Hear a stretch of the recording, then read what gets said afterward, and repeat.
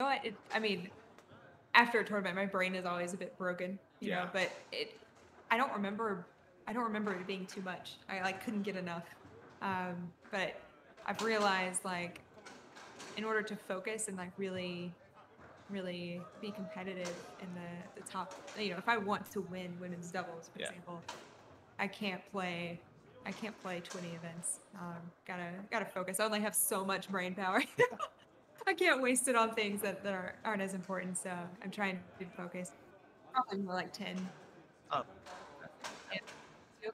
playing in five. I made a point of limiting myself. Like, you're so much better at this than I am. Well, like I said, I'm sure I got into it a little later in life than you did. So when 31, playing a handful of events, my first tour event, it kicked my butt. So I learned it quickly that Yeah. I don't have the wherewithal to compete in so many events, and we don't get to play a lot of singles where from our local scene. So I'm just not a very polished singles player. Gotcha. I am still a beginner in singles, so I'm going to compete in that. I'm not far. I'm like 30 points away from getting bumped out. So I figured I compete in that. Yeah. It'll probably be my last hurrah for the lowest singles event. So see if I've got 350. I would imagine that you're a very good contender to win. I would like to believe so, but every time you come out to one of these things, there's always somebody that comes out of That's nowhere true. that's no That's one's ever always seen true. before, that's got such a polished game for that level. And that's something that gets discussed here about I don't know how the ranking system works in Europe. I don't know if you're familiar with It's a little bit. So it's complicated. it always is. Nothing in life comes easy. um, and if you're talking about a big tournament like the Leonhart World Series, there's no master pro distinction. There's a world ranking based on your past performance at ITSF Okay, tournaments. that's an ICSF overall ranking. It's Yes. not a Leonhard specific or Bonzini specific. Exactly. Oh, understood. Exactly. And the way that they determine, so they do at this tournament, they've got pro and they've got maybe no pro.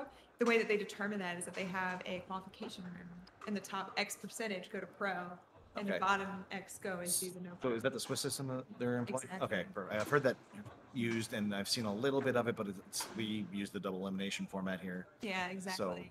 I've heard a lot of people advocate for the Swiss system being used here in the United States. But Yeah, I liked both, to be honest. streams out. Yeah.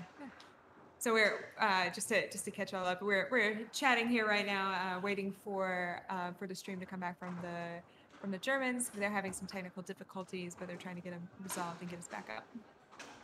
So our director here, Our producer, such good small talk. Yeah. I lost my train of thought. Yep. So we were discussing the merits of the Swiss system. Yeah, and yes. There are advantages and disadvantages. I think the nice thing about double elimination is that the end ranking is more true. Yes. That I think you could always get a bad draw and get the best. You could be the third best player and have to play the two best in your first two matches and be out way earlier than you should be. Yeah, but that's statistically Unlikely. less Yes. likely.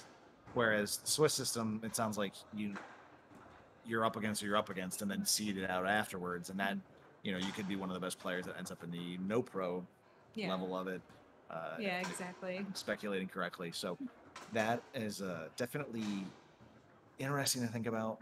But and again, with the double elimination, it seems to be, at least in the open events, the kind of more competitive that it's the best left at the end. So yeah, with the Swiss system, it is more player friendly in that like you're guaranteed to play more matches. Number one, and number two, you get a break and you know when you're